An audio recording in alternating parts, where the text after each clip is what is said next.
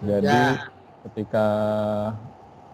ketika materinya ini udah selesai, lanjut ke latihan soal, kemudian hari Rabunya itu post test untuk melihat apa ya, nilai tryout-nya lah gitu istilahnya gitu, sebelum Bapak Ibu menjalankan ujian yang sebenarnya tanggal 16, 17, 18 ya, di salah satu tanggal itu ya. Iya, betul. Untuk jadwalnya kalau memang ada request atau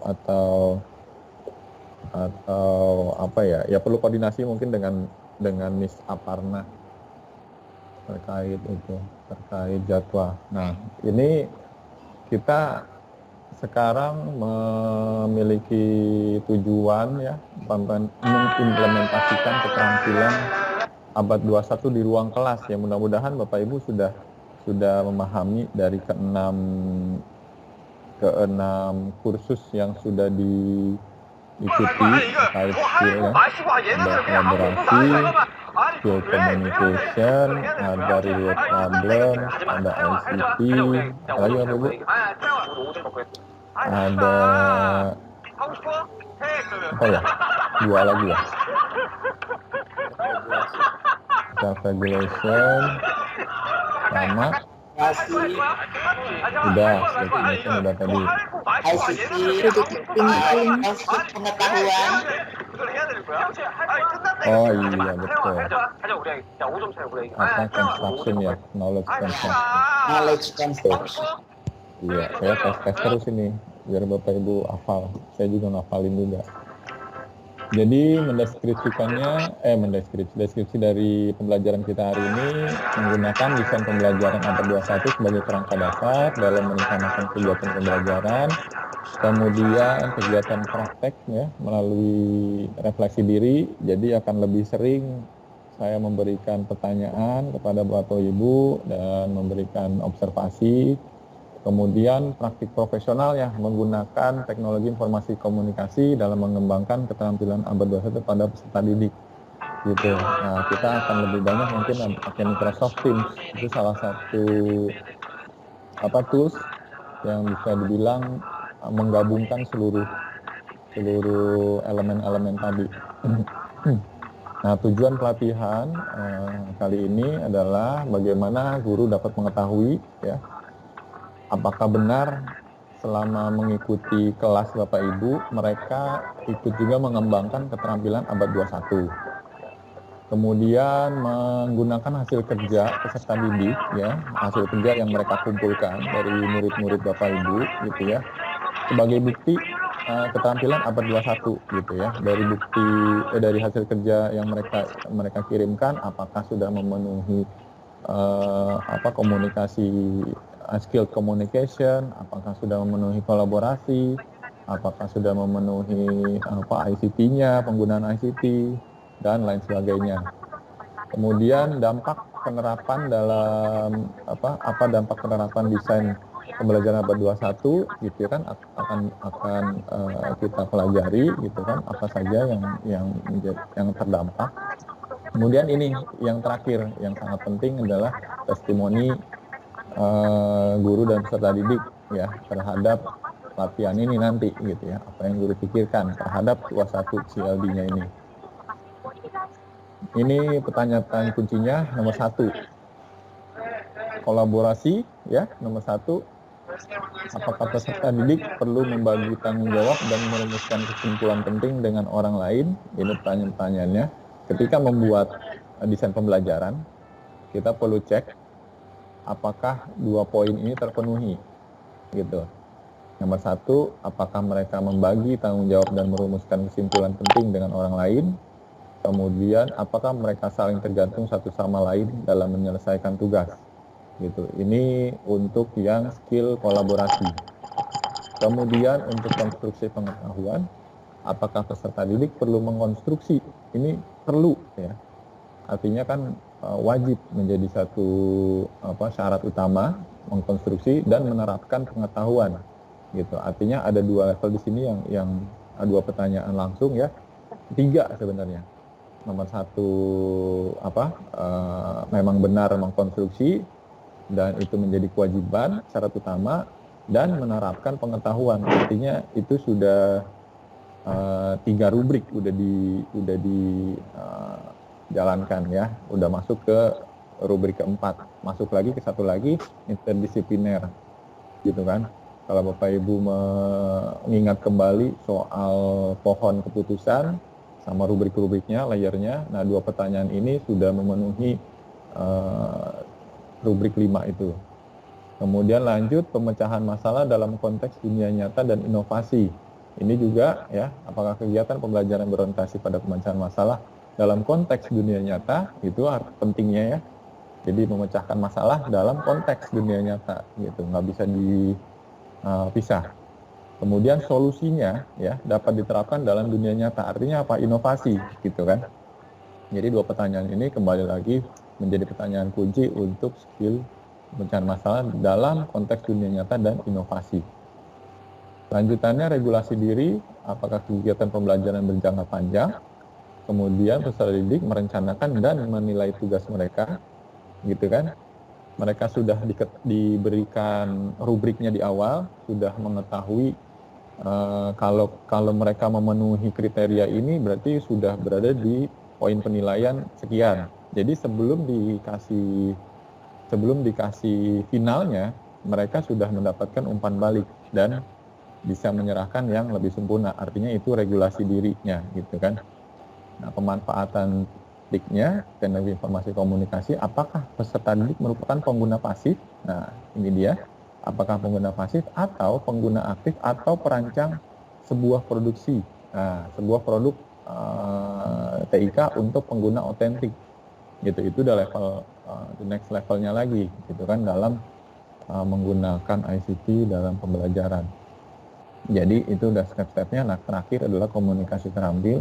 Apakah peserta didik perlu mengkomunikasikan ide terkait konsep atau isu tertentu, dan haruskah komunikasi mereka didukung dengan bukti dan dilakukan kepada audiens tertentu. Sampai sini ada yang mau ditanya terkait 6 skill dan pertanyaan kunci ini? Silakan Bapak Ibu. Saya belum nge-record ya dari tadi. Ya belum. Ampun. Merah atau merah tanda apa tuh? Belum. Iya, merah barusan kita record ya. Dan juga belum dipoto, mau ngasih press. Waduh, betul sekali Pak Supadi. Luar biasa. Sampai teman-teman termasuk saya ke salon itu kan untuk foto kan. Waduh, betul. Mohon maaf, mari kita buka dulu. Erik, sampai ke salon sebelah rumah. Mari kita buka Mantap tadi. Kita cari ruang kelas kita. Dari tadi belum masuk ruang kelas ternyata ya. Ya ampun, mohon maaf Bapak Ibu. Kelupaan ini. Saking serunya dari awal itu udah langsung ngegas aja ya. Pengen gaspol selesai. Silakan Bapak Ibu. Silakan masuk.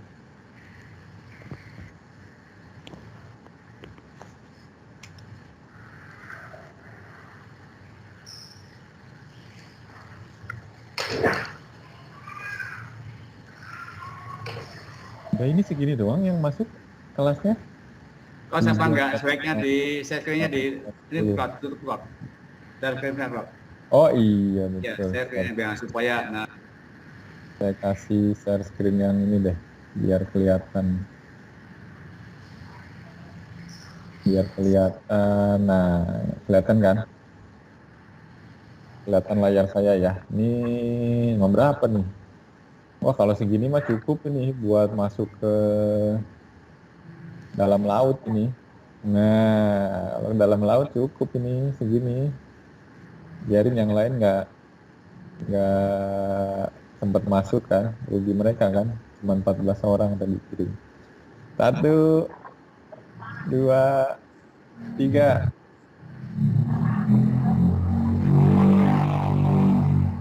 Kita lihat tambahan orang yang masuk atau enggak nih.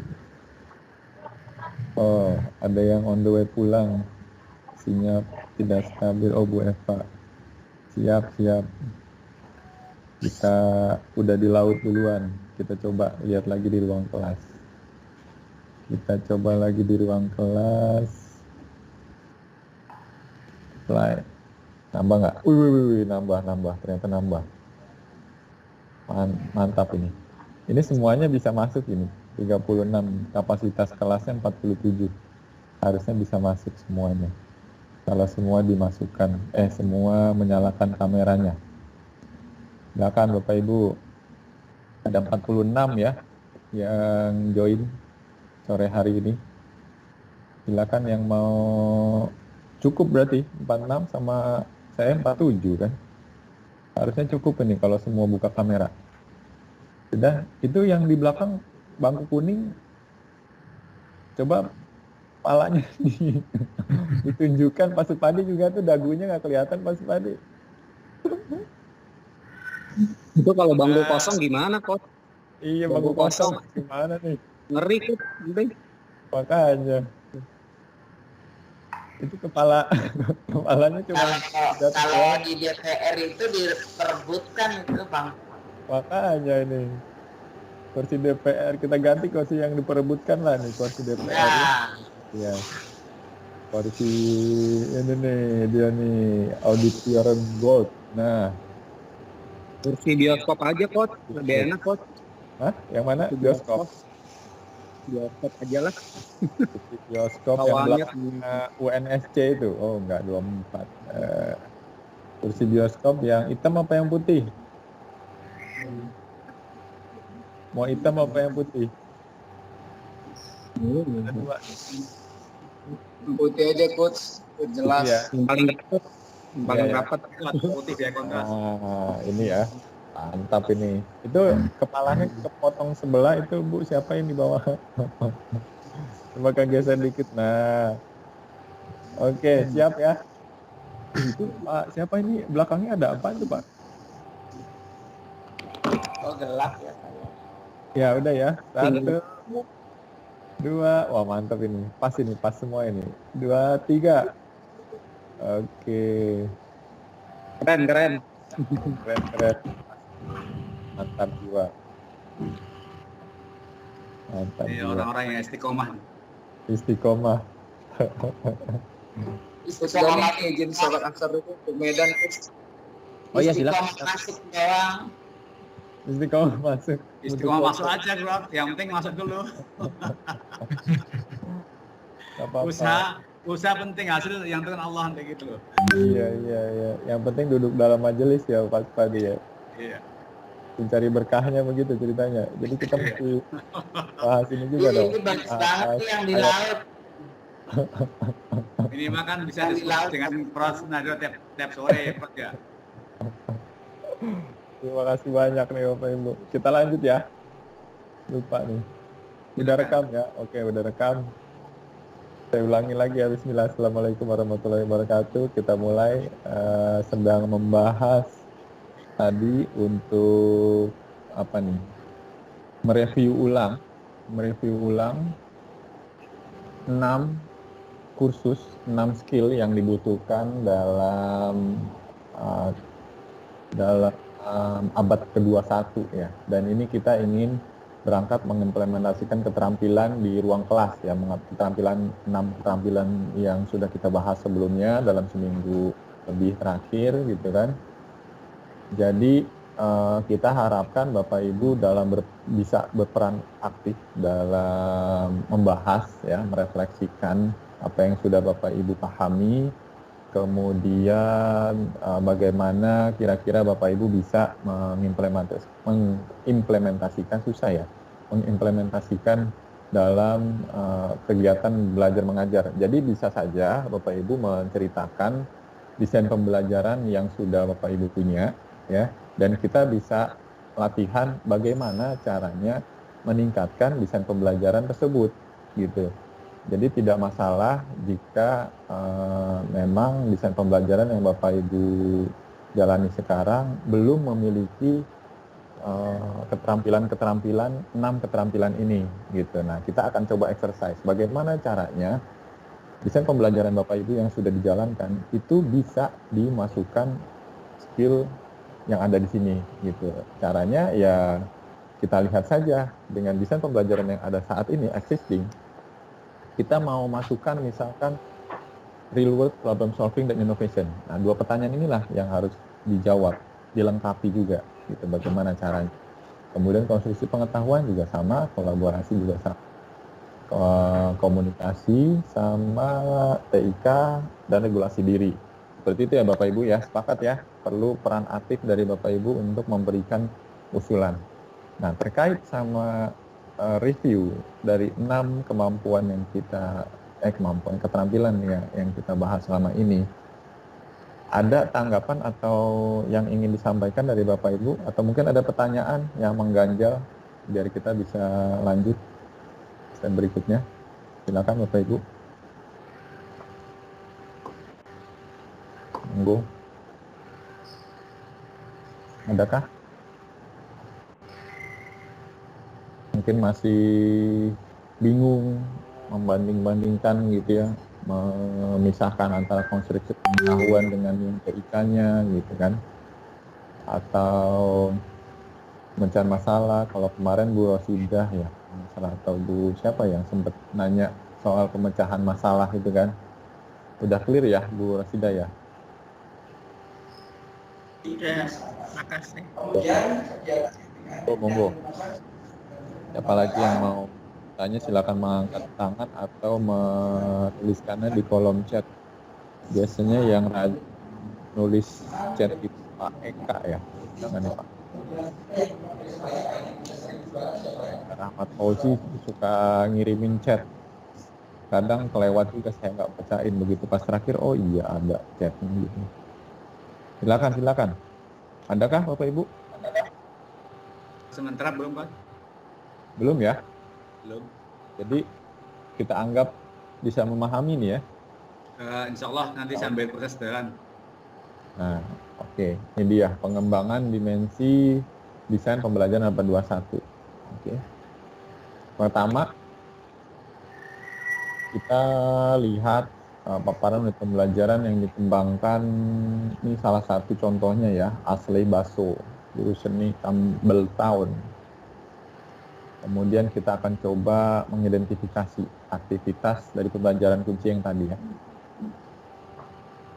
Oh, ini beda lagi. Oke, kita sebenarnya bebas aja ya. Kalau misalkan Bapak Ibu punya contoh, bisa kita pakai contohnya. Kalau enggak kita pakai yang Asley Basso ini. Ada Bapak Ibu? Bisa saya ambil.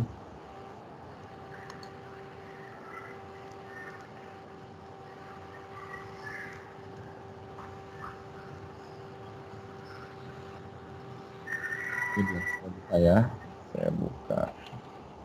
Ada yang mau kasih contoh? Bapak Ibu punya desain pembelajaran apa misalkan?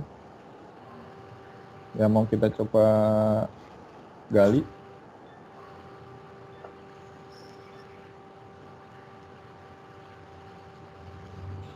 Ada? Ada Pak. Gimana ya? Jadi ini tujuan pembelajaran dari Sirkus Ensemble. Kelihatan nggak Bapak Ibu? Baik.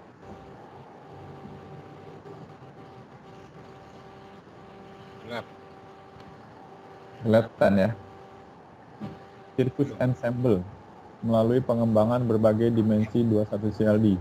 Tujuan pembelajaran dari yang dibikin sama siapa nih, Asley Basso, itu adalah pertama menganalisis dan mengevaluasi seni sirkus sebagai media komunikasi dalam konteks tertentu. Ini seni emang di luar benar-benar dikaji ini ya, secara ilmu ya.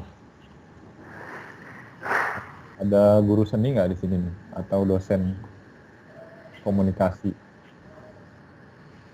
Ayo ngaku Bapak Ibu. Ada dosennya nggak di sini? Hadir kos jauh ini aman. Oke Pak Eka. Ada? teknik semua nih Bapak Ibu kayaknya ya. Ada yang ngajarin soal drama gitu, gerakan. Nggak ada nih. Dan dosennya teknik semua kayaknya nih ya. Saya dosen teknik, tapi dari kecil ikut seni, Coach. Wih. Cocok ini. Cocok nih Coach, Ibu nih Coach. Maaf. Nah, ini Ahli nih, pasir, ahli material, ahli seni, ahli cocok ini. mantap. Multi talenta, Bro. Ya, Coach. Hobi aja, Pak. Hobi, waduh mantap. Ini menganalisis katanya dari pembelajaran sirkus ensemble ini dia mau membuat tujuan pembelajaran untuk anak didiknya, menganalisis dan mengevaluasi seni sirkus sebagai media komunikasi dalam konteks tertentu. Menunjukkan pemahaman yang baik terkait teknik pertunjukan. Nah, ini ngomongin teknik pertunjukan untuk dapat terhubung dan berinteraksi dengan penonton. Nah, berarti dua arah nih ya. Ketiga, memanipulasi elemen drama atau gerakan untuk mengkomunikasikan sebuah makna pada penonton. Nah, Bu Elvi ini mesti jelasin ini apaan. Mendemonstrasikan keterampilan teknik sandiwara yang meningkat. Kemudian mengevaluasi dan menilai secara kritis kinerja berdasarkan kriteria penilaian yang telah disusun. Nih. Keterampilan mengumpulkan, mengklasifikasi, dan mencatat informasi tentang sirkus. Ini pembelajarannya, ya. Ini rubriknya. Regulasi diri 1 kena, kolaborasinya 1, ya kan? Paham nggak Ibu Bapak? Ensemble sirkus. Ini ada yang menyaksikan film Last Bender, ada yang kelompok kecil peserta didik melakukan penelusuran informasi, ada yang gaya Shaolin, Tai Chi, Linggar, Bagua, kan? Seperti ini. Ini rubrik 21 CLD-nya masih di rubrik 1. Ya, kita coba cek di sini ya. Mungkin Bapak Ibu bisa melihat atau menunjukkan mana dari tulisan ini yang menjadi bukti bahwa kegiatan pembelajaran ini memiliki regulasi diri di 1. Sambil dilihat catatannya Bapak Ibu. Regulasi diri 1 itu apa sih? Silakan, buktinya mana? Kalau itu regulasi dirinya hanya di 1. Sebenarnya lebih mudah kalau Bapak Ibu tunjuk contohnya nih, kasus pembelajaran, jadi kita bisa bahas. Hanya satu-satu. Monggo Bapak Ibu, kenapa dibilangnya ya kegiatan pembelajaran ini baru regulasi 1? Coach izin. Ya. 1 itu apa sih? Regulasi diri 1, Fitri Coach. Silakan Bu Fitri. Regulasi diri 1 ini maksudnya rubrik yang nomor 1 atau gimana maksudnya? Rubrik 1, saya tunjukkan itunya ya. Rubrik yang nomor 1 ya tadi ya. Artinya pembelajaran aktivitas tidak lama gitu ya. Itu ya Coach ya. Tuh.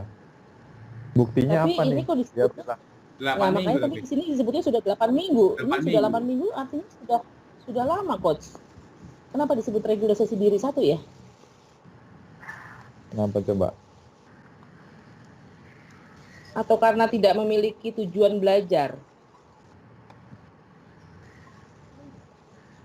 Coba, karena di rubrik 1 kan bunyinya pembelajaran aktivitas tidak lama atau pembelajaran tidak memiliki tujuan belajar serta mengaitkan kriteria kesuksesan dengan mengumpulkan tugas. Jadi itu rubrik 1 bunyinya. Mungkin benar Bu, karena ini tidak ada kejelasan, hanya memberi informasi, menginformasikan aja bahwa nanti anak tidak ada tujuannya ya Pak ya. Gitu. Ya. Tujuannya belum tertulis tujuannya.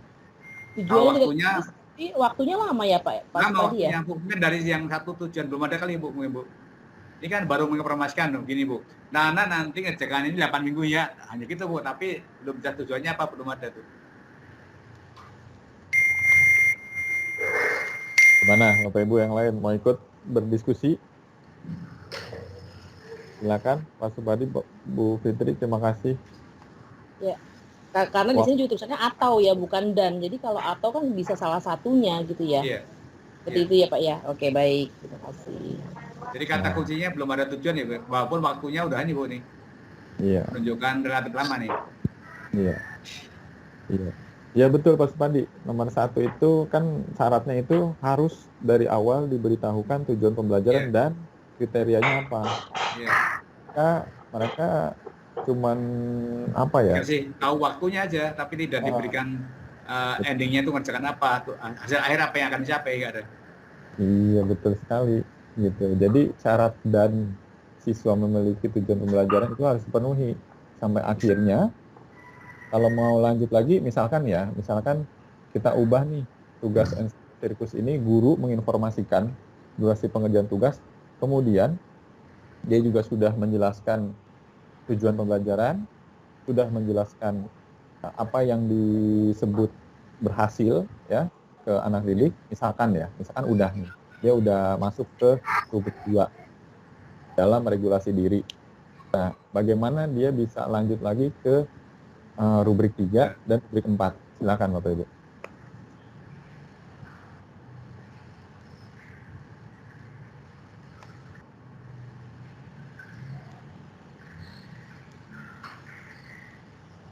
Bagaimana?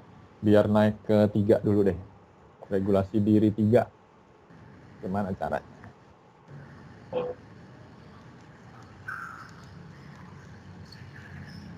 Oh, itu masih geser dulu. Kita lihat. Coach, izin Coach. Silakan. Ya, izin berpendapat Coach Dani dan Bapak Ibu. Di layar tampak ada materi pembelajaran, kemudian pengalaman belajar, lalu rubrik. Nah, Ya. Memang kalau di materi pembelajaran ini kan sudah dijelaskan ya, yaitu guru atau dosen akan menyampaikan materi tentang keterampilan mengumpulkan dan juga mengklasifikasikan serta mencatat informasi tentang sirkus.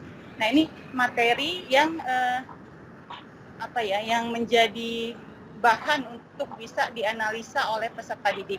Nah, untuk bisa sampai kepada aktivitas pembelajaran, kalau saya memaknainya, pengalaman belajar ini adalah aktivitas pembelajaran peserta didik, gitu ya. Jadi salah satunya setelah guru atau dosen menginformasikan materi pembelajaran, maka selanjutnya adalah bagaimana peserta didik itu dapat secara sistemik gitu ya bekerja dalam kelompok itu, baik dari segi waktunya, durasi pengerjaannya gitu ya, kemudian satu kelompok berapa orang gitu. Nah, ini lebih spesifik dijelaskan di pengalaman belajar. Jadi apakah sama gitu pengalaman belajar ini dengan aktivitas belajar yang dilakukan oleh peserta didik gitu. Jadi arahnya ke situ, Coach.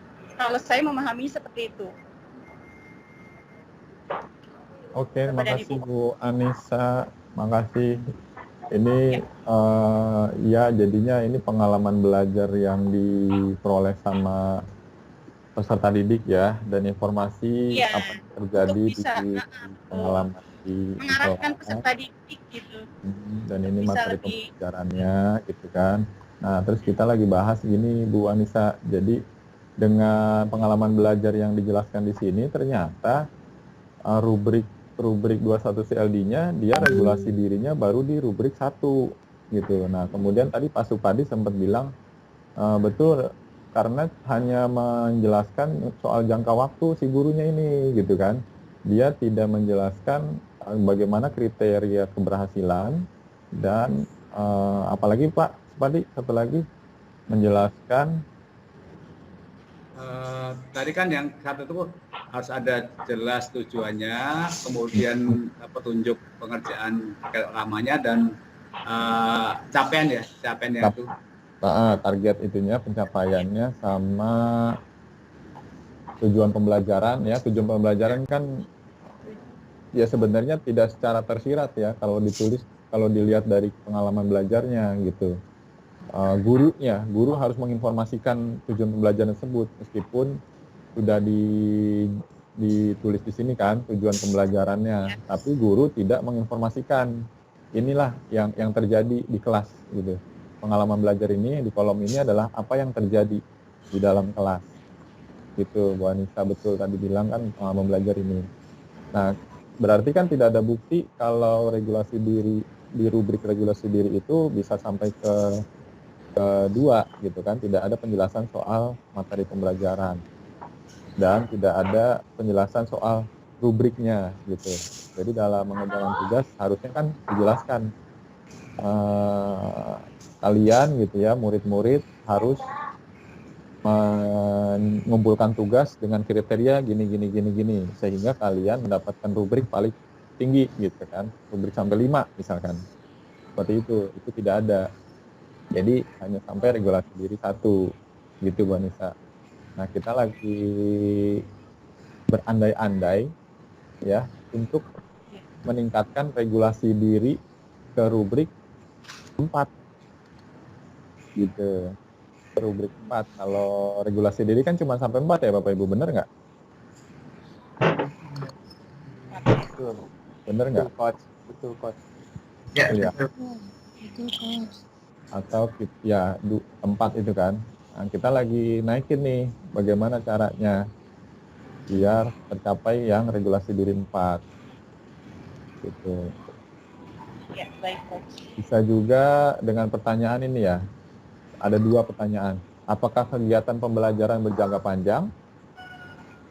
Kedua adalah apakah peserta didik merencanakan dan menilai tugas mereka serta melakukan perbaikan atas tugas tersebut berdasarkan umpan balik yang diberikan pada guru. Gitu, yang diberikan guru, maksudnya diberikan guru. Nah, bagaimana berarti untuk menjawab 2 pertanyaan tadi? 2 pertanyaan dari pengalaman belajar ini. Yang pertama, udah terpenuhi sebenarnya ya, jangka panjang ya. Yang kedua, bagaimana caranya biar bisa memenuhi pertanyaan kunci yang kedua? Bagaimana caranya biar peserta didik merencanakan dan menilai tugas mereka serta melakukan perbaikan, tinggal diinfokan kan? Gitu aja caranya ya. Ya Bapak Ibu ya. Sudah bisa dipahami Bapak Ibu? Kita lanjut ke kolaborasi. Kita coba. Ini kolaborasi juga cuma 1. Kolaborasi cuma 1. Bagaimana kira-kira caranya? Atau izin kan bilang tuh, peserta bekerja secara kolaboratif. Itu ditulisnya rubriknya cuma rubrik 1. Sini memang tidak ada kalimat yang berpasangan kan, yang satu itu kan perlu kerjasama secara berpasangan Pak, kalau itu. Jadi ada kerjasama tapi tidak berpasangan itu. Di sini kan hanya kolaborasi kerjasama tapi tidak berpasangan. Kalau yang satu itu kan siswa tidak perlu bekerjasama secara berpasangan. Oke. Tapi mereka hanya kerjasama tapi tidak berpasangan. Apa nih mau pakai bahati? Masih bingung nggak nih Bapak Ibu nih? Ya, Saya share. mungkin kasih saya kunci. Coach ada sedikit pendapat Coach. Silakan. Ya, Siapa? mungkin di kalimat Bu Sri Wahyuni. dengan menggunakan masih Coach. Dengan menggunakan musik sebagai inspirasi, peserta didik bekerja secara kolaboratif menciptakan karya mereka dengan menggunakan peralatan musik dan keterampilan yang mereka pilih. Nah, keterampilan mereka pilih dalam ensemble itu sendiri tidak secara kolaboratif dalam artian langsung memainkan, tetapi dengan skillnya masing-masing. Dalam ensemble mungkin ada bass, ada violin, ada drum, ada macam-macam instrumen musik. Nah, dengan mereka pilih, tentu saja mereka punya masing-masing tanpa harus berpasangan. Tetapi semua di jenis musik sendiri punya skillnya masing-masing. Nah, mungkin di kolaborasi satu menurut saya coach, ketika mereka memilih sesuai skill masing-masing, nah di situ mungkin belum ada kata kolaboratif ketika mereka belum melakukan pertunjukan secara bersama-sama, tetapi baru memilih apa yang sesuai dengan skill masing-masing. Gitu coach, mohon izin. Gimana Bapak Ibu yang lain? Terima kasih Ya. Bu Sri. Setuju. Setuju, Ya, Mas. jadi diberi kesempatan untuk memilih, tetapi mereka belum secara sambil bersama belum, tetapi baru saya sebagian seruling, saya bagian kendang, saya bagian pianika mungkin, tapi belum dikolaborasikan ketiga tersebut atau tiga orang tersebut. Karena tidak ada bukti mereka menjalankan kolaborasi itu kan. Iya. Mereka hanya disuruh memilih gitu ya, sudah gitu kan, itu udah selesai gitu ya. Bagaimana caranya? Oke, saya buka share screen-nya, saya ganti dulu bentar biar berdampingan. Mungkin ada yang masih kesulitan untuk nah, sekarang kelihatan ya kanan kirinya ya, pertanyaan kuncinya kelihatan kan? Yes. Sebelah kanan pertanyaan kunci, sebelah kiri ininya ya.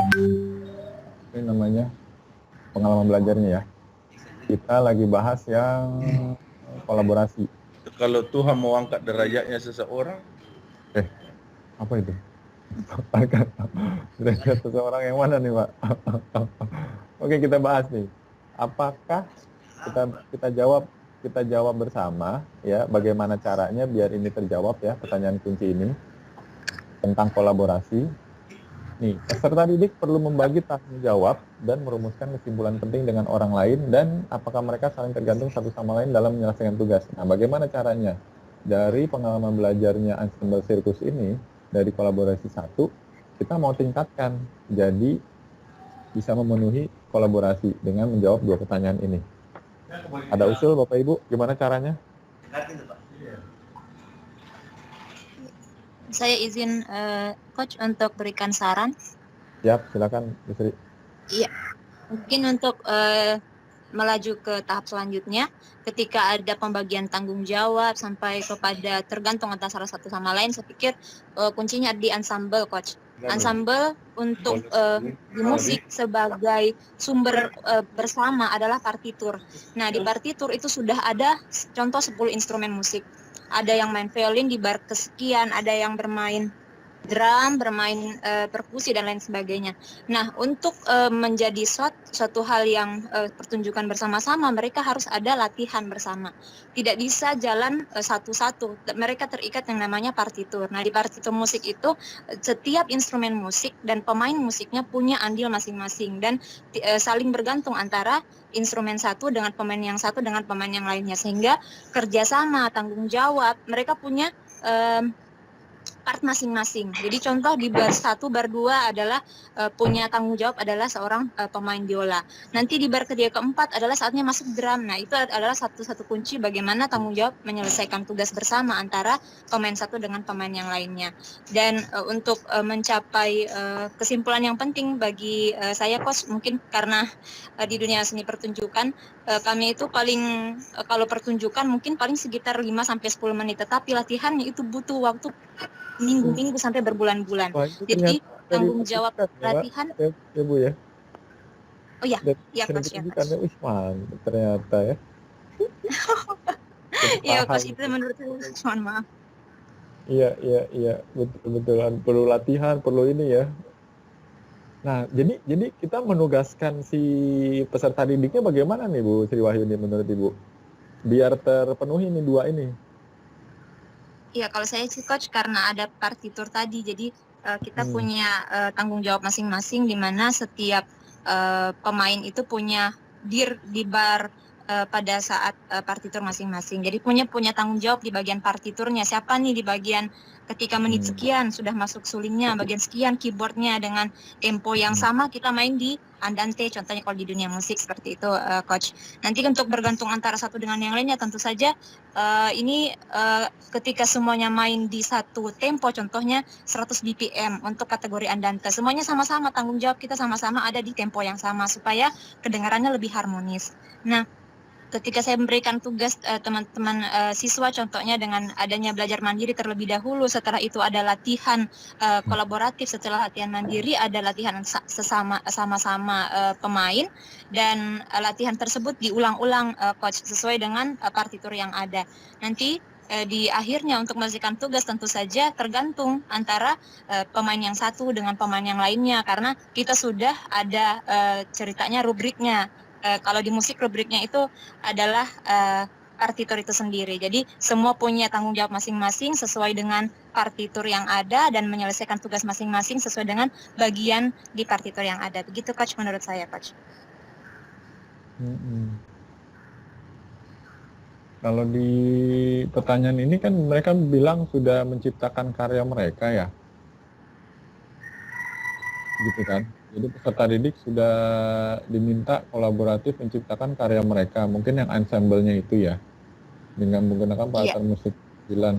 Tapi ini kenapa Menciptakan karya mungkin sudah jadi partitur itu coach maksudnya. Kan karya bisa jadi partitur. Partitur itu dalam bentuk notasi entah itu angka ataupun balok, tetapi secara tekstual, tapi secara auditif karena ini musik. Nah mungkin yang lebih dikenalnya menciptakan karya itu musiknya, tetapi ketika dia dijadikan suatu latihan atau kesepakatan bersama antara satu dengan yang lainnya, maka cipta karya itu bisa berbentuk teks seperti partitur begitu coach. Jadi mungkin untuk peserta didik bekerja sama kolaboratif menciptakan karya.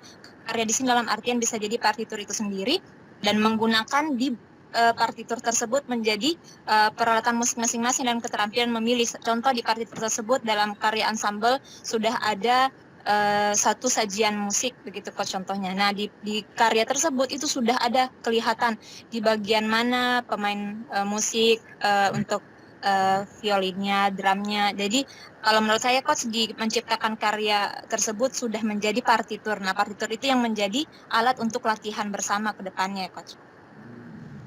Oke. Nah kita perlu menjawab pertanyaan dari kolaborasi ini, pertanyaan kuncinya, memastikan bahwa peserta didik memang benar membagi tanggung jawab tadi ya untuk menciptakan partiturnya dan merumuskan kesimpulan penting dengan orang lain. Nah ini yang sepertinya miss dari kegiatan belajar ini nih.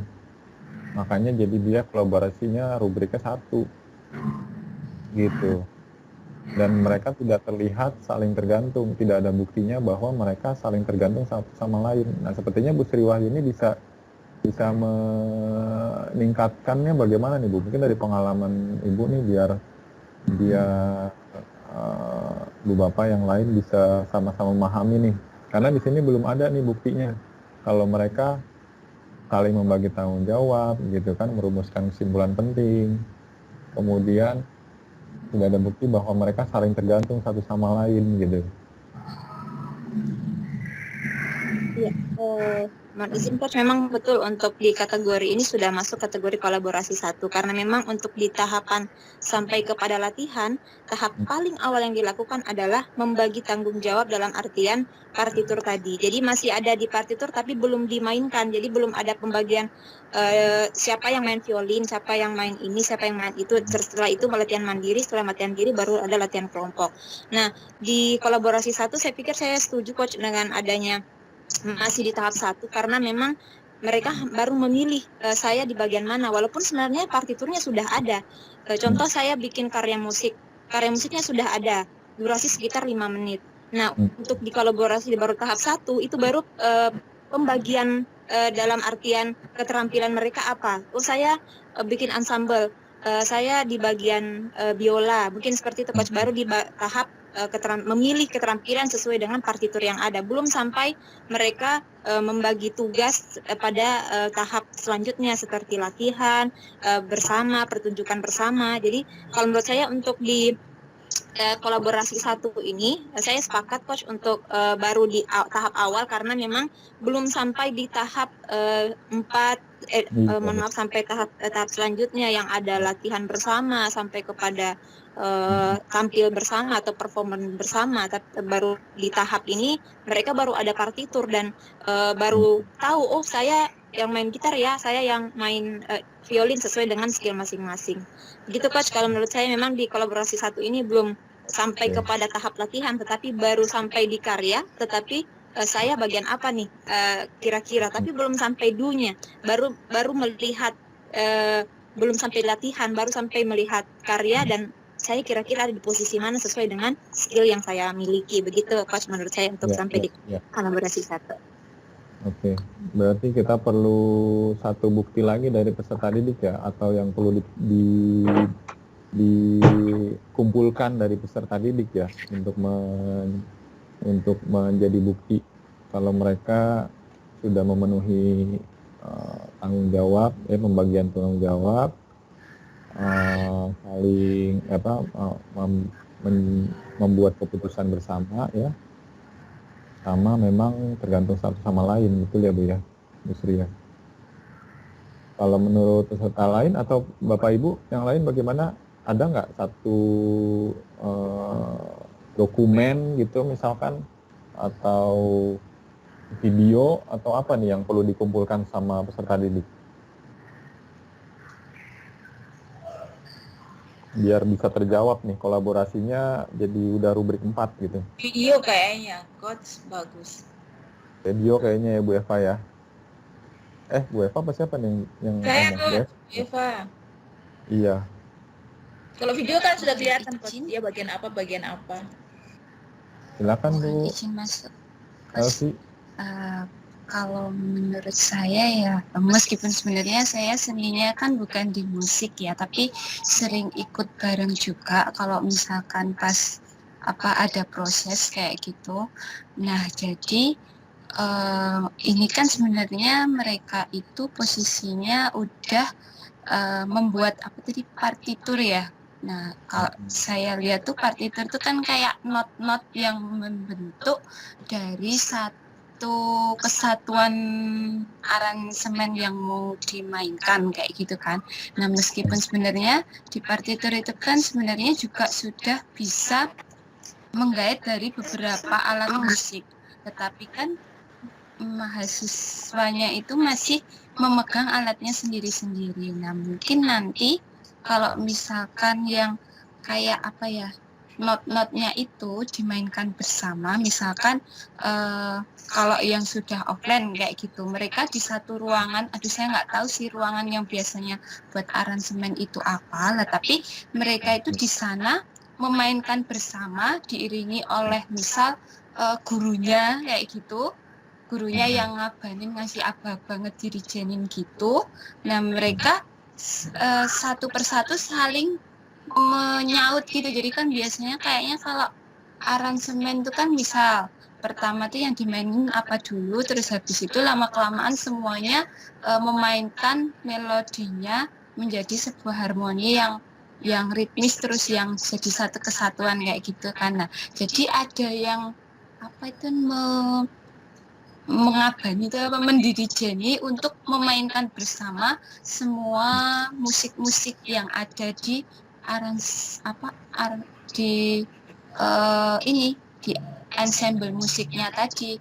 Nah, kemudian kalau misalkan mencarikan buktinya, ya buktinya dari hasil rekordan ketika mereka sedang latihan itu, mereka sedang membuat karyanya itu kan mestinya kalau di setiap latihan kayak gitu kan pasti bisa lah ya direkod, entah suaranya doang, entah sama video kayak gitu. Nah, mungkin kalau misalkan itu, jadi ketika satu sumbang, ada satu musik yang sumbang gitu, pasti nanti juga akan kelihatan gitu, kedengeran gitu sumbangnya. Kedengeran ya, ya bukan meskipun kelihatan. oh iya, maksudnya kedengeran. Nggak kelihatan Sumbangnya itu Terlihat, kedengeran kayak gitu. terdengar.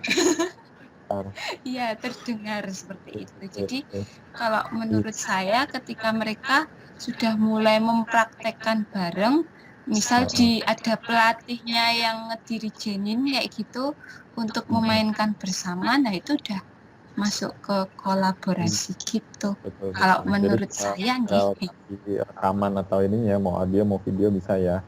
Nah, ini terakhir nih, konstruksi pengetahuan.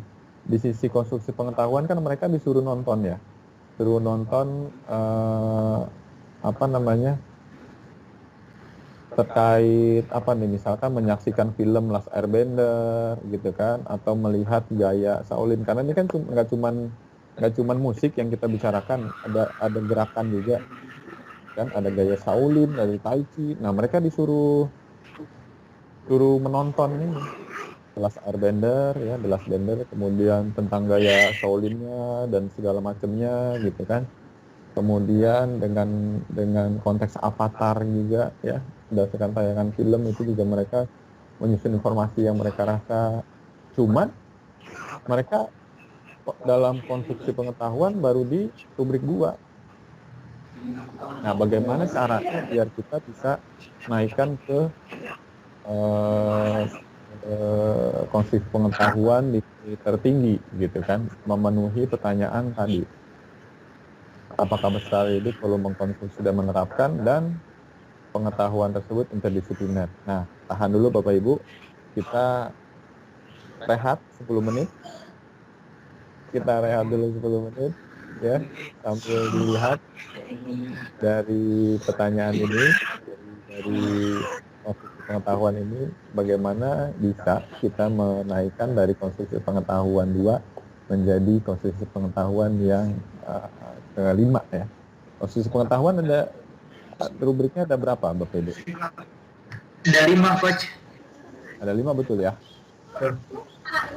Nah, bagaimana caranya keterampilan mengonstruksi pengetahuan ini bisa sampai ke 5? Nanti kita bahas ya Bapak Ibu ya. Kita akan lihat dulu, dan Bapak Ibu bisa lihat-lihat lagi seperti apa konstruksi pengetahuan itu. Nah, kemudian sambil nih saya kasih 2 kasus lagi. Ini baru 1 ya. Baru 1. Ini yang satu lagi ini dia, bioteknologi. Kayak ini kalau di gini ini kelihatan nggak ya?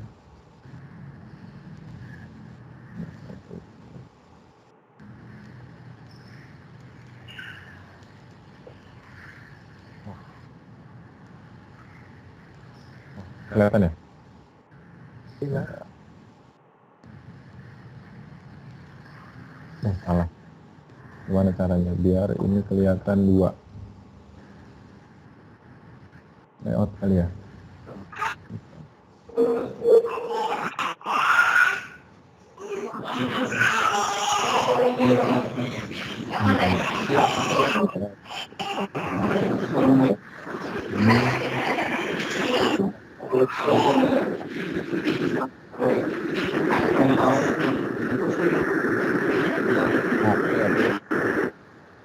Suara apa ini?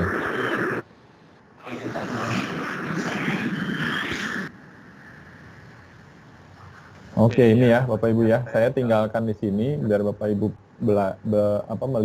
melihat konten ini. Kelihatan kan ya Bapak Ibu ya? Kebaca nggak ya? Jadi selain yang ini kelihatan ya, konsep bioteknologi ya. Jadi ada satu lagi pembelajaran menjelaskan konsep dasar teknologi dengan materi pembelajaran ini. Kemudian peserta didik menyaksikan video ledakan penduduk. Ini yang pertama. Kelihatan nggak?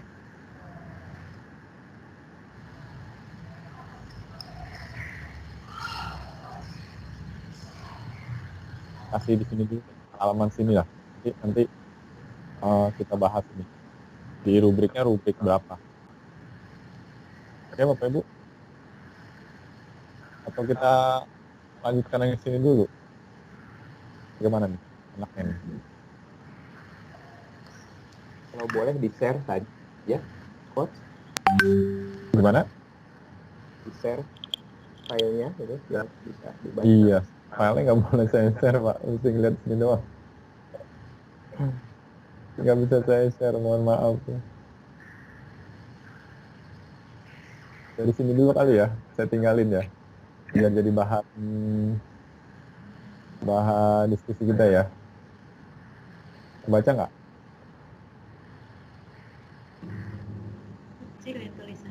Ya, Kecil tulisannya ya. Oke, ya udah dari sini aja deh. Ini yang ini aja deh. Ini yang penting sih sebenarnya. bagaimana kita naikin konstruksi pengetahuan dulu ini. Jadi itu Bapak Ibu ya. Lebih baik yang mana? Mau ini saya tinggalin atau yang pengetahuan? Regulasi diri. Bukan regulasi diri. Apa sih tadi? Regulasi diri. Dua-duanya aja ditinggalin, Pak. Dua-duanya tinggalin ini ya. Ini nih, yang pengetahuan ya. Saya tinggalkan ini. Dan saya di sini.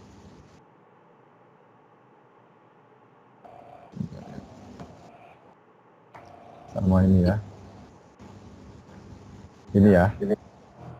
Biar kita bisa mulai latihan bagaimana caranya dari pengalaman belajar ini kita naikkan ke konstruksi pengetahuan ya. Biar konstruksi pengetahuannya pol ini. Ini kan baru level 2 nih. Baru rubrik 2. Gimana caranya kita bisa naikkan ke rubrik 5 ya. Oke Bapak Ibu, setuju? Ya. Saya tekan dulu, bentar maaf, saya geser dulu yang ini.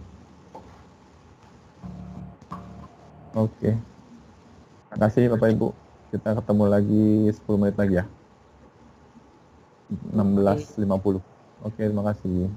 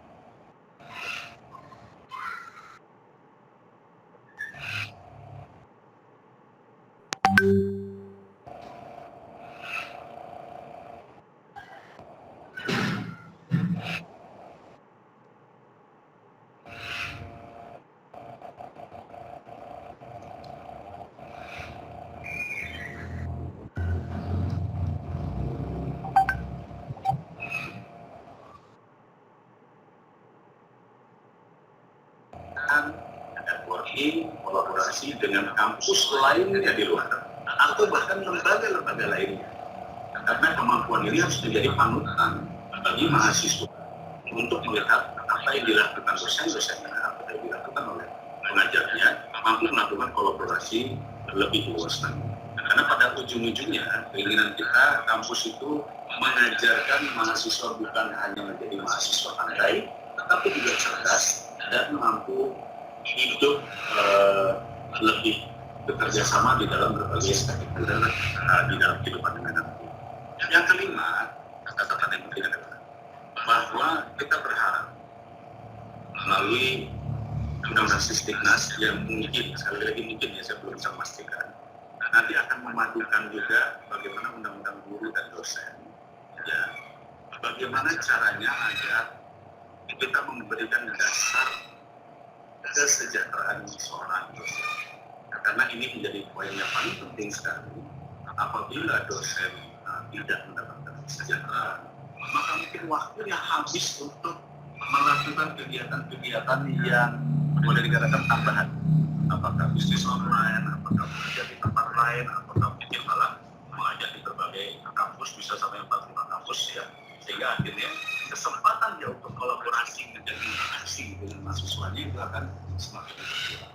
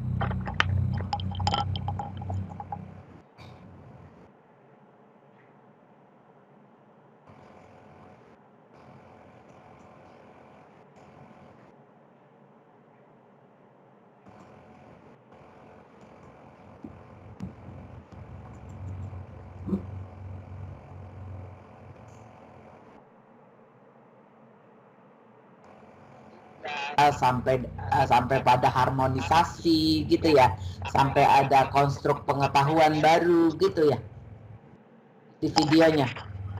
Kan kalau video kan kalau sekedar video tidak menggambarkan itu juga nggak selesai dong. Gini, kita tadi bahas regulasi diri, cara untuk meningkatinnya kan tinggal gurunya menyampaikan tentang karena belajar sama menilai tugas. Iya, oke, itu clear. Gitu kan, itu rubrik tuh regulasi diri, berarti udah selesai nih ceritanya, udah regulasi diri tingkat tinggi nih ya, udah skillnya. Kemudian kita ngomong kolaborasi, bagaimana dari bukti, bagaimana biar menjadi bukti bahwa peserta didik menciptakan karya mereka dengan kolaborasi, terus membagi tahu gitu kan, bisa dilihat dari video, lihat sumbang apa enggak kayak gitu kan. Nah itu udah tuntas itu seperti itu. Sudah tuntas. Nah sekarang kita start lagi untuk membahas tentang sekarang itu dari pengalaman belajar yang ada sekarang ya, dari penjelasan pengalaman belajar ini, konstruksi pengetahuan itu baru di rubrik 2. Baru di rubrik 2. Oke. Baru di rubrik 2 gitu, dengan evidence-nya, dengan buktinya. Ini diminta menonton, diminta menelusuri informasi, gitu kan, diminta menyusun informasi, ya kan, yang mereka rasa berkaitan dengan konteks dunia avatar, gitu kan. Iya. Di konstruksi pengetahuan 2. Iya. Cara untuk mencapai konstruksi pengetahuan dianggap sebagai pembelajaran itu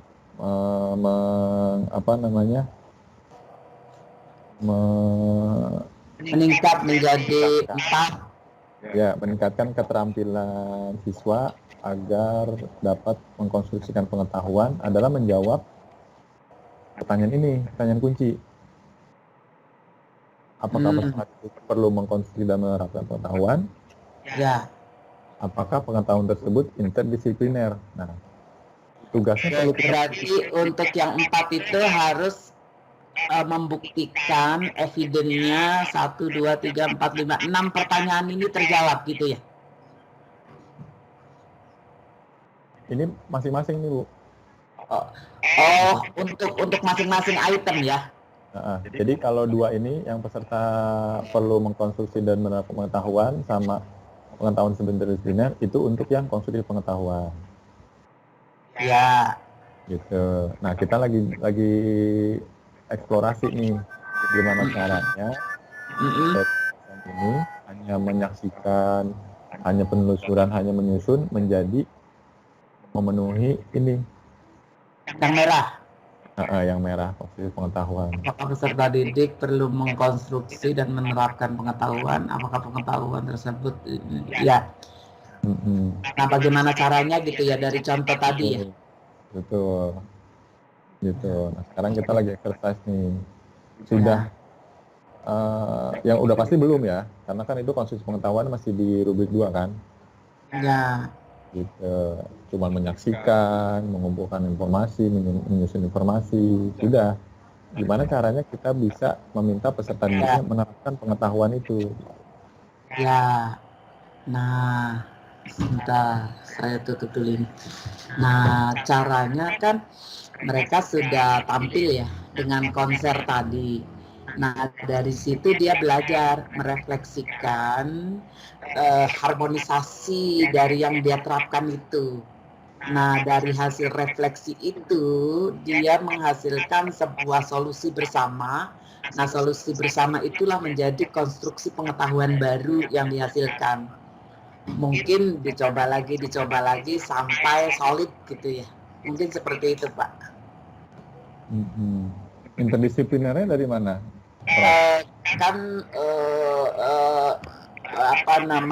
Tadi kan ada adat ya, ada bunyi-bunyian dari alat-alat instrumental, kan bisa diintegrasikan. Misalnya ada lagu barat gitu kan ya, lagu barat tetapi kayak Anggun C. Sasmi itu loh, lagu Indonesia tapi dibuat bahasa Prancis, tapi intonasinya dia bikin baru tapi aslinya dari Jawa gitu.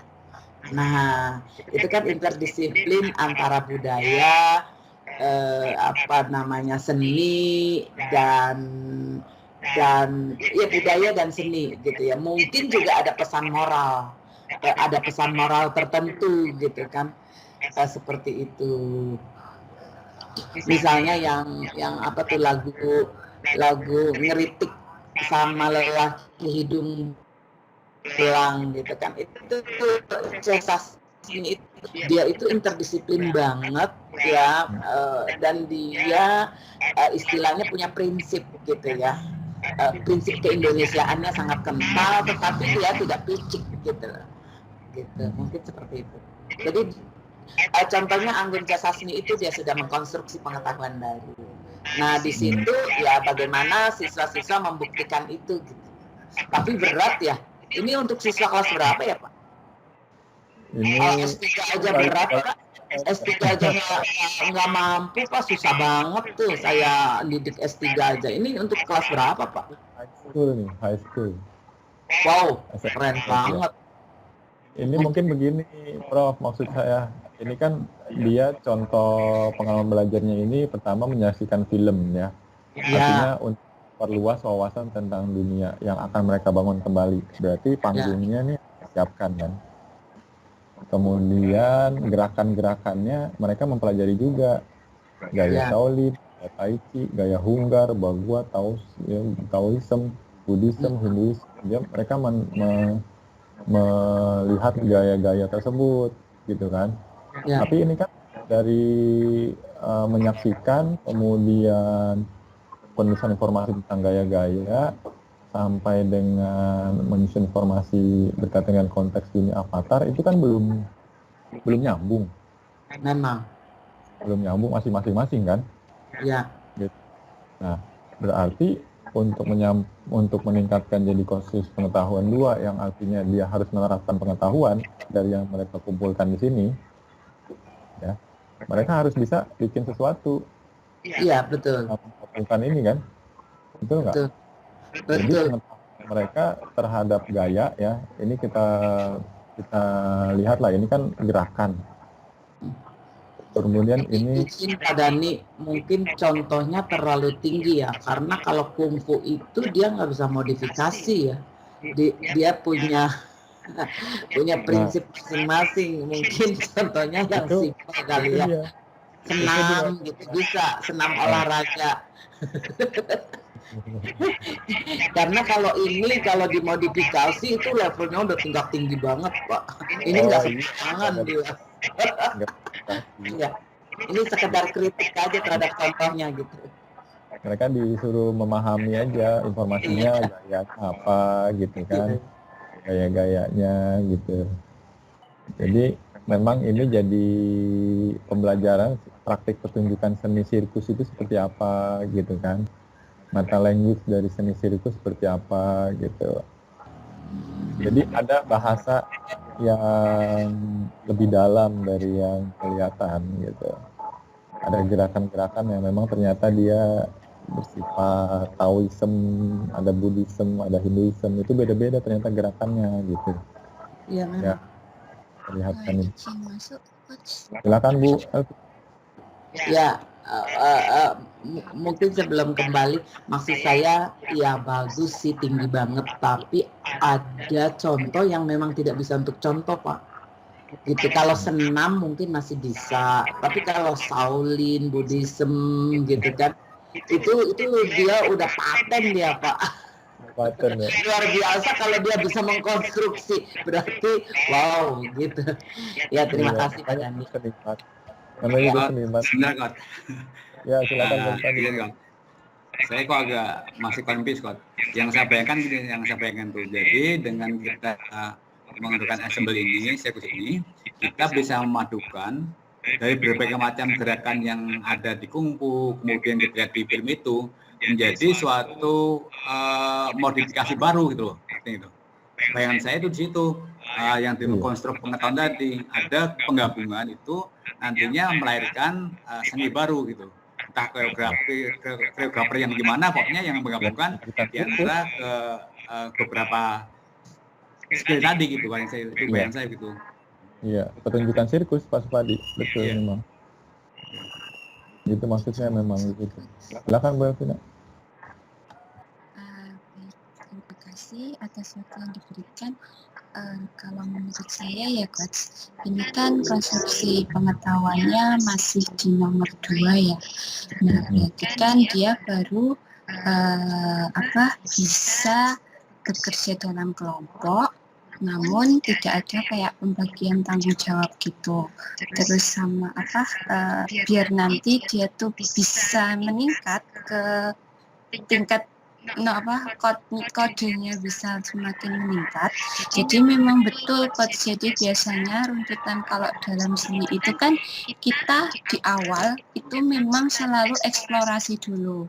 Jadi kayak misalkan mau bikin sirkus, di sirkus itu ada musiknya, ada tariannya, mungkin nanti kalau misalkan mau ada yang kayak yang ngomong, yang nggak ngomong tapi cuma gerak-gerakan gitu, atau misalkan mau ada omongannya juga. Nah itu nanti satu-satu kita eksplorasi dulu. Makanya kok ini kenapa peserta didik itu menyaksikan film dulu, terus habis itu mereka menelusuri informasi dari gaya-gaya dari luar dulu kayak gitu. Nah itu kalau orang seni sering menyebutnya itu eksplorasi kayak gitu. Jadi eksplorasi itu mereka masih belajarnya sendiri-sendiri gitu Coach. Jadi masih ilmu-ilmu dari luar itu masih ditangkap, dimasukkan ke dalam perasaan, dimasukkan ke hati. Nah, dari eksplorasi tersebut nantilah mulai semakin berkembang itu mereka akan mulai berpikir nih, wah berarti nanti sirkusnya saya itu mau saya bawa arah kemana ya supaya menarik kayak gitu. Jadi supaya ditonton sama orang tuh nggak bosen kayak gitu kan. Jadi setelah menonton ini jadi kayak mereka itu tuh distimulus dulu gitu, distimulus di awal biar nanti tuh stimulusnya tuh keluar gitu. Nah setelah stimulusnya mulai mereka keluar, barulah mereka muncul itu ada kayak keputusan substantif. Mereka nanti mau dibikin gerakan yang kayak apa ya, yang cocok di sirkus ini, yang menarik, atau misalkan mau ngambil konsep yang apa ya, atau temanya mau dibikin seperti apa. Nah itu mereka kan misalkan udah menentukan tuh, oh saya udahlah mau menggabungkan antara dari yang film The Last Bender sama yang gaya-gaya dari luar ini mau saya create, cuman ya posisinya karena masih di Indonesia, jadi saya gabungkan dengan budaya Indonesia, misal kayak gitu. Nah mereka kan sudah mempunyai satu konsep. Nah, konsep itu dikerjakan bareng-bareng karena apa? Nggak mungkin kita kalau dalam seni pertunjukan itu hanya mengandalkan diri kita sendiri. Karena kan pastinya kayak misal saya hanya bisanya nari gitu. Kayak saya dari segi musiknya itu nggak bisa. Saya masih kosong dari segi musik. Jadi di situ saya berkolaborasi dengan mengajak teman-teman yang memang sudah expert atau sering sudah berkecimpung di bidang musik kayak gitu, kayak tadi bikin ensemble-nya. Jadi ensemble tersebut digabungin sama gerakannya. Kira-kira tuh nanti supaya kayak kalau di bahasa seni itu namanya rogo wiroso wiromo. Nah itu tuh saling nyatu gitu. Jadi mereka menjadi satu kesatuan yang harmonis antara gerakannya sama musiknya. Jadi mereka itu tuh geraknya tuh gerakannya tuh nyatu gitu, nggak kok musiknya ketukannya 1, 2, kok gerakannya pencalitan. Nah itu kan kalau orang ngelihat sama orang dengerin kan kayak nggak sinkron gitu ya. Jadi biar rogo wiroso wiromonya itu tuh nyatu menjadi satu kesatuan yang utuh. Nah maka memang perlu adanya kolaborasi antara musiknya sendiri maupun dari gerakannya, dan gerakan itu pun juga nanti diimbangi juga sama ekspresi. Jadi mungkin kalau ekspresi ya ngambil ini yang sudah expert di bidang kalau sirkus kan soalnya kan mimik muka juga mempengaruhi ya. Jadi nanti permainan peran gitu. Jadi tidak hanya gerakan saja, tapi juga bermain peran. Jadi memang di situ tuh kolaborasinya sangat banyak sekali. Jadi interdisiplinnya tuh banyak. Nggak hanya dari yang musik saja, nggak hanya dari yang seni gerak saja, nggak hanya dari seni ini peran seni pokoknya seni peran lah seperti itu. Drama seperti itu aja. Nah, karena ini sirkus nanti akan dipertunjukkan. Nah, persiapan dalam pertunjukannya pun juga ada manajemennya. Misalnya penjadwalan, nanti latihannya mau dilatihanin berapa kali, nggak mungkin karena kalau sampai pertunjukan itu satu kali langsung jadi, pasti proses latihannya itu panjang. Jadi di situ manajemen waktunya juga dibutuhkan. Jadi ada ilmu gizi. Bagaimana Bu Nadira? Makanannya juga kalau gerakannya tinggi kan makannya harus sehat gitu, telurnya dua. Ya betul sekali. Jadi nanti konsumsinya juga gitu ya. Jadi itu kan jadi sudah disiplin ilmunya banyak gitu. Jadi kayak misalkan ketika kita mengadakan suatu pertunjukan itu, jadi memang tidak hanya orang seni saja yang ada di dalamnya, tapi memang ada orang teknik, ada orang, dekorasinya juga karena ada di pertunjukan kan pasti membutuhkan dekorasi yang sesuai dengan sirkusnya itu. Jadi ya memang multidisiplinnya itu sangat banyak seperti itu. Mungkin itu sih kira-kira kalau menurut pendapat saya, Coach, supaya fotografer. Iya, betul, fotografer. Dari sudut pandang mana gitu, Prof ya? Iya. Pandang mana gitu kan untuk menunjukkan ya itu tadi yang kayak film tayangan film itu kan ada bagian mananya. Lightning, pencahayaan, dekorasi, fotografer, dokumentasi, publikasi, martabatnya. Nah, berarti udah paham ya, Ibu Bapak ya, gitu caranya untuk menjawab interdisipliner itu sama mengonsumsi menerapkan pengetahuan. Jadi tadi gaya-gaya yang tadi dipelajari harus diikuti juga dengan musik-musiknya, harus diikuti dengan dekorasinya. Tadi Bu Eva juga udah jelaskan gitu kan, sama tadi sudut pandangnya seperti itu. Nanti mereka menghasilkan ya karya ensemble sirkus itu. Gitu. Itu yang perlu ditunjukkan peserta didik ke muridnya. Nah, kita lanjut nih, masih banyak nih di bawah sini. Ini kalau dari fungsi pemain kita lihat lagi yang bawah ya, yang ada di sininya. Nah ini regulasi diri 2 tadi udah ya. Ini udah dijelaskan lagi. Tadi kan sebelumnya regulasi diri 1 tidak dijelaskan, ya. Kemudian ini regulasi 2-nya mulai dijelaskan, menyusun kriteria penilaian. Ini guru membahas tentang apa yang rubriknya itu basic, high, outstanding. Gitu. Ini proses-prosesnya. Gitu kan, apa yang telah mereka pelajari. Ini udah naik ke regulasi diri 2. Ini juga kolaborasinya udah naik, ya. Artinya mereka membuat karya untuk pertunjukan sirkus tahunan. Yang tadi elemen dramanya ada, gerakannya ada. Tadi ekspresi, tadi kata Bu Elviana, karakter ya, ekspresi juga ada. Teknik pertunjukan ya, yang mereka buat itu juga ada.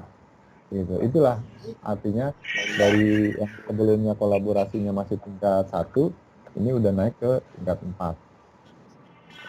Gitu. Nah, ini mereka pun diminta untuk melakukan refleksi ya, bagian akhir tugas dan didokumentasikan dalam situs Office 365. Gitu. Ini terampil berkomunikasi 4 juga bermain di sini. Kita harus menunjukkan di depan kelas. Gitu. Prestasikan dari kerja tersebut di depan kelas. Ada satu sebenarnya yang belum muncul di sini.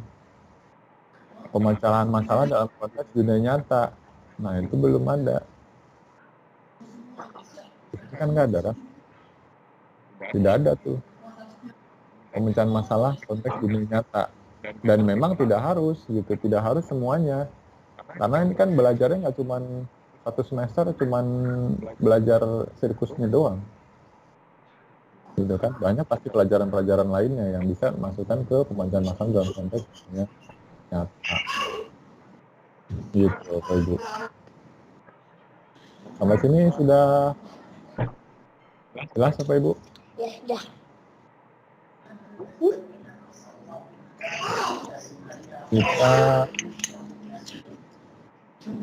Kita udah sebenarnya seperti itu ya. Jelas dengan adanya penjelasan dari yang terakhir tadi bahwa interdisipliner ilmunya itu tadi berbagai macam tadi, sekali tadi sudah jelas. Iya. Nah, Bapak Ibu ada proses lain nggak? Maksudnya kalau apa yang sudah Bapak Ibu jalankan di kelasnya kan lebih mudah gitu. Bisa cerita. Ya, boleh Pak Tony, saya kasih contoh. Ya. Contoh. Ya, saya kan mengajar filsafat ilmu.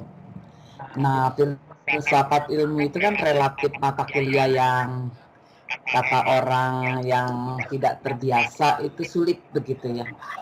Tapi kan esensinya dalam filsafat ilmu itu kan ada 3, logika, etika, estetika. Nah, logika, etika, estetika ini kan sangat hidup ya dalam masyarakat gitu ya.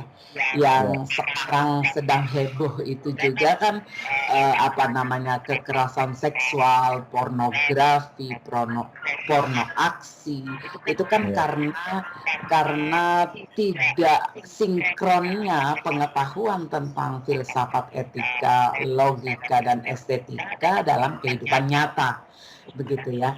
Nah, kemudian saya tugasi mahasiswa bagaimana sharing knowledge kepada guru-guru. Begitu. Terus mereka bingung kan, apa yang harus di-sharing knowledge kan? Gitu kan.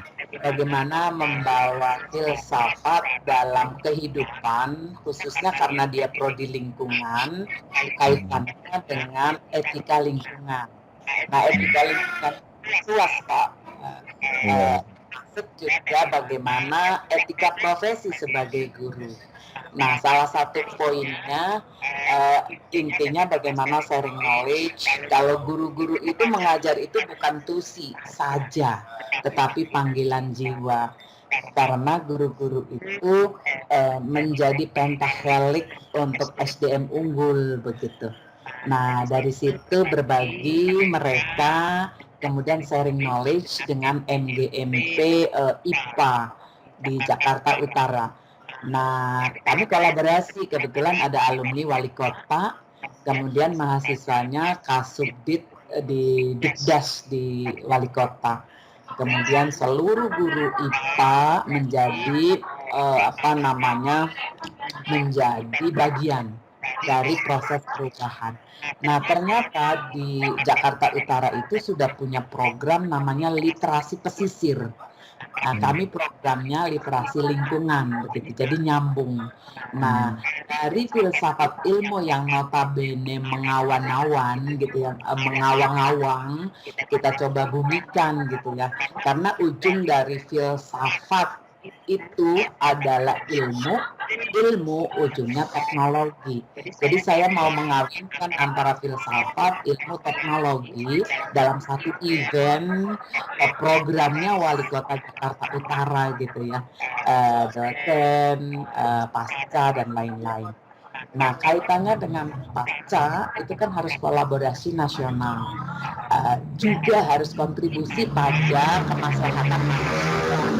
Jadi tidak hanya knowledge yang saya ajarkan, tetapi bagaimana mereka empati dan berkontribusi dalam dunia nyata, dan mereka sudah membuktikan dalam satu event. Itu event awal. Nah, nanti kita akan lanjutkan terus menggawangi riset maupun P2M dengan mereka gini, agar literasi pesisirnya berjalan gitu. mungkin itu. Di situ ada interdisipliner, di situ ada tanggung jawab, di situ ada berbagi gitu. Dan semua rekamannya digital, kami akan edit dan akan masuk di LMS-nya. Mungkin Dikbud gitu, sehingga tatkala Dikbud akan mengakses mata kuliah filsafat, kami punya lesson learn, pembelajaran seperti itu. Begitu Pak Dani. Itu satu poin berikutnya kolaborasi internasional. Kami berkolaborasi dengan sekolah Indonesia di 13 negara, kan baru 3 negara, Den Haag, Bangkok, dan Malaysia. Nah, karena waktu mungkin belum berlanjut, tapi nanti 2022 kami akan berlanjut sampai 13 negara itu gitu. Nah, kami akan tayangkan di Spadanya Dikti, ini angan-angan saya Pak, gitu kan, bahwa pembelajaran itu begitu fleksibel, begitu indah, dan begitu bisa kolaboratif gitu ya. Terima kasih. Oke, siap. Prof, mantap nih sharingnya. Sampai saya bingung nih mau mulai dari mana yang ininya. Mantul Prof Nadiro. Mau Ya. di-share. Kalau interdisiplinnya Pak, kan seakan-akan filsafat itu kan hanya metafisika ya Pak. Kemarin sebenarnya kami akan ikut nyambung gitu ya. Inovasi itu dunia nyata, betul. Tapi orang berpikir untuk menghasilkan inovasi bisa dimulai dari mana saja, termasuk perenungan gitu kan. Nah, perenungan itu nggak dunia nyata, dia abstrak. Tapi kalau sudah berbicara inovasi memang untuk dunia nyata, karena harus bisa diukur, akurasinya jelas gitu. Mungkin dari situ Pak. Siap. Kalau saya boleh nanya Prof, untuk yang salah dalam diskusi yang Prof Nadiro bikin itu, masalah dunia nyatanya ada nggak? Maksudnya ada. Ya, masalah dunia nyatanya itu apa namanya, sampah yang sampai hari ini menjadi masalah. Ya kan, itu salah satunya. Pengurai sampah ada juga dengan enzim apa gitu, ada teknologi yang dihasilkan oleh siapa gitu, akan coba diuji coba gitu, seperti itu. Jadi dari diskusinya itu mau menghasilkan solusi yang diterapkan dalam dunia nyata begitu dengan exercise tadi. Karena sampai hari ini kan DKI itu kan belum berhasil apa namanya yang disebut LCA, Life Cycle Assessment-nya terkait dengan sampah. Padahal kan sekarang LCA itu menjadi unggulan ya. Iya. Nah kalau yang di Den Haag, Malaysia dan Bangkok itu ada zero waste, eco-passion. Jadi motong baju tanpa mengeluarkan limbah. Ya, itu bisa ditularkan itu. Ada caranya gitu. Ya. Dan itu hasilnya itu tadi disampaikan dalam bentuk video dan rekaman itu ke mereka. Ke siapa? Mereka gitu ya. Ada penentu kebijakan nggak Bu? Ada pemberi kebijakan? Ada wali kota, ada kepala sekolah, ya. Ada atas pendidikannya juga datang, ya.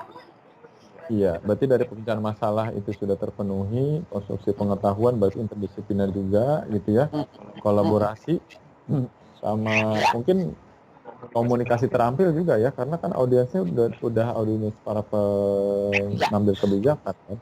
Iya. Ya, itu S2, S3 Pak. Kalau S1 saya kawinkan dengan kepala sekolah di Pulau Seribu. Jadi mereka kan praktek mengajar, mereka belum pernah praktek, saya paksa mereka praktek by virtual, ya mereka berhasil juga. Yang tidak biasa dia ngomong di depan umum, saya paksa dia ngomong gitu kan. Ya tentu latihan dulu, mereka berani, akhirnya mereka confident. Ya. Kami punya rekamannya dan live YouTube, live streaming juga kemarin. Ya. Keren berarti Ya, alhamdulillah. Ya, pokoknya kalau saya itu ngajar nggak mau yang monoton, yang zona nyaman gitu. Apa gitu saya pikirkan yang menarik. Ya. Beda memang nih. Itu Pak Dani. Terima kasih. Langsung menerapkan itu nyata. Oke Bapak Ibu, sepertinya sudah waktunya 17.30. Semoga bisa bermanfaat ya. Kita udah exercise dari tadi ya jam 3:30. Ini ada yang mau ikut saya berdiskusi di meja bundar ini mungkin? Mau difoto nggak? Siapa tahu ada yang mau ikutan bermeja bundar ini. Dari kemarin ini cuma 5 orang. Boleh coach. Coach. Cuma ikut. Daftar diri. Cuma 5 orang. Iya. Babak peruntungan. Babak peruntungan. Terlambat. Siapa Bu Fitri itu ya? Ya, mohon maaf coach.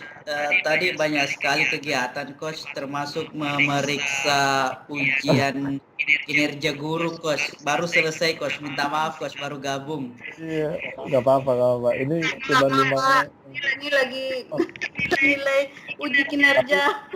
Ya betul. Kita bisa bertemu di 5 orang terpilih ini ya. Meja bundar ini. Saya capture dulu nih Prof. Ayo, 1, 2, 3. Beruntung nih 5 orang nih kena bisa diskusi di meja bundar nih. Hanya 5 orang. Mana Kot? Mana saya Kot? Apanya mana Pak? Fotonya? Hasilnya yang di meja bundar mana bukti? Oh iya, nanti saya kirim. Mana? Betul, saya kirim. Sama satu lagi itu yang sharingnya di siapa kan? Sekarang saya 9 orang. Kalau tadi kan 5 orang. 5 orang. Siapa yang share-nya? Iya benar. Share-nya di stop dulu. Iya, jangan Oh lupa iya, ya. share-nya. Oh iya, share-nya. Oke. Ini tadi mana nih? Saya kirim dulu yang agak lambat. Saya kirim dulu di meja bundar ya.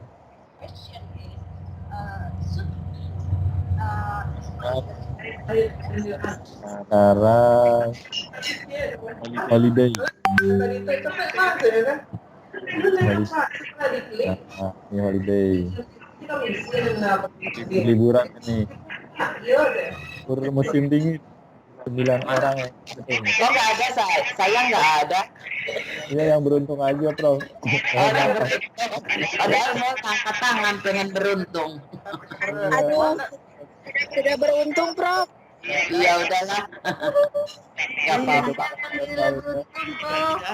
Itu gimana sih caranya ya pakai itu bagus banget. Ini caranya gini. Together mode-nya ya. Ya. Di sini change skin-nya diganti nih macam-macam aja. Oke, udah tahu. Macam-macam. Oh, mana nih cobain. Ini apa ini? Ini gelembung ini, cuman 11 orang, 12 berarti sama ini. Oh, ini beda provider nih. Ada lagi yang lain, butterflies, beda lagi. Kalau yang kayak begini nih ada install, harus ada install beda lagi. Kan ada tuh tandanya butterflies, breakthrough. Itu beda. Nah, kita kesini aja lah. Iya, Nah, kayaknya banyak yang buka ya. Banyak yang buka ya? Iya, karena mau dipoto. Mau dipoto. Ya ini aja lah. Biar Saya dari tadi dibuka juga nggak beruntung. Nggak beruntung ya. Yang naik ke atas soalnya, Prof. Apanya? Naik ke atas gimana caranya naik ke atas? Duluan, nggak bisa itu. Duluan, kecuali ada yang berhenti. Ada yang Oh, duluan buka gitu. Iya, duluan buka. Sini aja nih, kayaknya cukup semuanya deh. Udah cukup semua ya. Ini siapa nih? Udah kelihatan tuh saya. Gelap Oke, ini kita lagi di mana nih ya? UNSC. Di Eropa. Oke. Ya, di Belgia. 1, 2, 3. Iya. Yes. Oke, terima kasih Bapak Ibu buat aktif. Sukses Coach, Bapak Ibu makasih banyak Coach. Selamat kasih. besok Senin. Oh iya Pak Dani. Mohon informasi Coach untuk hari Senin apakah 12:30 jam mulainya? Tugas yang pertama itu sulit loh Pak Dani, nggak bisa, dia banyak banget baru bisa di-record. Apa itu? Apa yang di-record? Tugas yang pertama, yang embedded, kan udah selamat ya, itu nggak bisa di-record. Nggak ada, di profilnya nggak ada. Jadi itu diabaikan ya. Coach, minta informasi Coach, apakah hari Senin juga sama dengan hari yang biasa 2:30 mulai? Karena waktu Iya, materi yang 2:30. sudah. Baik, makasih. Tetap 2:30. Kita langsung kasih soal-soal tugas dan segala macamnya untuk trial. Siap. Pak Dani, Sudah muncul, Prof. Pak Dani. Apanya mungkin? Yang mana yang manggil? Tadi kan katanya yang awal tadi yang tim tadi belum muncul. Ini tempat saya barusan munculnya. Iya, sudah muncul. Mungkin Baik, bisa terima kasih banyak Pak Dani, Bapak Ibu semua, selamat istirahat, salam sehat, sukses dan berkah, amin, ya Allah, amin, sampai ketemu Terima kasih ya. Pak Dani, izin ya. Ya. Assalamualaikum. Terima kasih Ibu semua. Di dapur aja ya, Pak ya. Kalau ada Pak kendala. Dani, izin Pak Dani. Assalamualaikum Pak Dani. Waalaikumsalam. Pak Dani, maaf. Pak Dani, saya masih tergolong orang yang belum beruntung ini Pak Dani. Jadi saya belum bisa juga ngerjain kuis. Kemarin seperti yang disarankan Bu Fitri itu, saya sudah coba dan malah udah ini berdampingan sama Bu Fitri mencoba ininya supaya bisa saya ngerjain kuis. Tapi memang sayanya nggak bisa masuk. Jadi kemarin itu waktu di awal kan Pak Dani udah ngasih saya ini untuk guru inovatif yang melalui email. Nah, saya sudah confirm itu. Jadi kalau yang untuk virtual ini saya sudah masuk menggunakan guru inovatif. Tetapi ketika saya masuk di Microsoft Edu-nya, saya nggak bisa menggunakan sign-in menggunakan email institusi saya begitu, Coach Dani. Iya. Berarti sekarang pakai akun baru lagi, Bu? Enggak. Jadi Udah. mohon Yang bisa dibantu Coach. Akun barunya gimana Coach? Dibikin itu melalui Coach Dani atau gimana? Shirley, Ya. mohon maaf Coach. Ini kan saya juga kasusnya sama kayak di Shirley kemarin itu kayaknya ya. Yang saya hubungi Coach Dani waktu itu Coach. Jadi masuknya buka email lagi aja, Shirley. Jadi bikin email baru gitu Bu? Sign dari Microsoft Teams. Kalau dari Microsoft Teams kayak gitu nggak bisa. Makanya saya ketinggalan juga berapa tugas kemarin tuh ya Bu ya. Jadi masuk aja ke emailnya lagi, ke email guru inovatif itu diklik kan ada gabung ke Microsoft Teams. Nah itu klik nanti bisa kalau di situ. Udah dicoba tadi Bu, udah dicoba tadi sudah sama Bu Fitri, udah kami otak-atik gitu. Kalau saya nggak bisa, nggak berhasil karena kemarin kan Bu Fitri awalnya masalahnya sama juga dengan saya. Udah dicoba. Sebelumnya saya berhasil Bu, bisa masukin kuis, tapi saya nggak bisa ngerjain sampai selesai waktu itu kan. Nah, ketika saya mau masuk ulang lagi nggak bisa lagi gitu. Katanya akun saya nggak diizinkan untuk masuk ke laman itu, katanya nggak dikenali gitu Coach. Oh ini besar saya juga kemarin yang waktu kasus sebelumnya itu ya Coach ya, jadi ke double akun kayak gitu ya. Jadi ada person 1, person 2, akhirnya dibuang 1 gitu. Jadi kayak ada mungkin sebelumnya entah salah masukkan, pokoknya ke double gitu. Nah, jadi dihapus yang 1 tuh dulu, dikonfirm lewat email baru dia bisa. Itu saya hilang tipu kemarin Coach. Sekarang baru normal lagi. Iya. Ada yang ke double gitu. Kira-kira Coach. Shirley Marlina @fip.unpacid ya? Iya betul Coach. Akun satu lagi yang apaan Bu? Akun satu lagi saya nggak punya. Kalau di HP saya pakai Outlook itu Coach. Shirley Outlook gitu.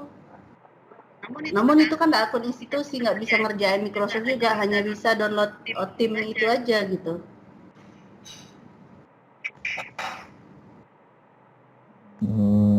Gimana ya Bu? Sebenarnya kan kalau mau educationmicrosoft.com itu kan bebas ya, mau pakai email institusi atau email Gmail juga bebas, tinggal register aja. Tinggal register. Berarti misalnya saya bikin email baru, saya coba masuk lagi, kira-kira bisa nggak tuh Coach? Bisa. Soalnya saya lihat di tutorial harus akun guru inovatif gitu. Oh enggak harus ini. Ini kan banyak yang pakai Gmail juga kalau nggak salah, ada beberapa yang pakai Gmail. Pas kok, tinggal nanti bikin lagi akun Microsoft Teams. Kan ini Ibu sebenarnya udah punya akun Microsoft Teams, akhirnya bisa masuk sini kan? Iya, yang untuk virtual ini bisa saya Coach. Nggak ada masalah, malah yang untuk ngerjain kuis itu saya disuruh sign in terus.